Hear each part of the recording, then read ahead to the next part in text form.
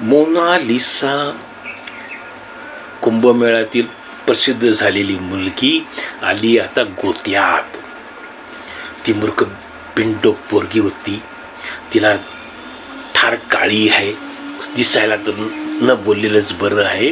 आवाज तर राणी मुखर्जीच्या तोडीचा आहे. लायकी नव्हती, योग्यता नव्हती, कुठली पात्रता नाही, ती कुठली शिकलेली नाही आहे. आणि तिची अक्कल काय म्हणजे पढे लिखे हुए बेवकूफ होते आहे. म्हणजे शिकलेले मूर्ख असतात तिला असं म्हणायचं. कारण काय 10 रुपयाची माळ ते 100ला 200ला 500ला मी तुम्हाला गंडवतो, म्हणजेच तुम्ही मूर्खात तिला हे म्हणायचं होतं. पण त्या पोरीचं क्षणभर का होईना भाग्य उजळलं होतं, जसं रानू मंडलचं उघडलं होतं. पण ते क्षणी की काजबे असतात हे लोक, यांची लायकी नसते, पण यांना ते कळत नाही आहे. मग तिची लायकी नसताना प्रसिद्धी मिळाली, मग लगेच जिहादी कामाला लागले. तर फरमान म्हणून जो 35 वर्षाचा आहे आणि ती फक्त 17 वर्षाची आहे, ही त्याला पटली. तो काय पंचर काढणार आहे. त्याच्याकडे साधं तुटकं मुसलमानचे जसे घर असतात ना, तसं घर आहे. पण ती त्याला पटली.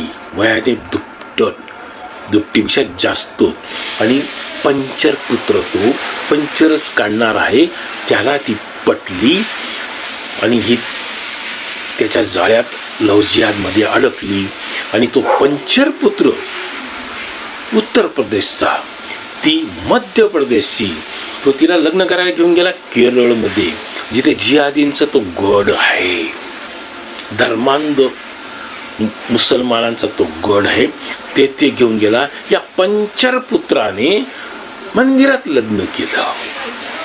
या पंचर पुत्राच्या लग्नाला केरळमधील मुसलमान मंत्री आमदार उपस्थित राहिले. याची लायकी काय होती?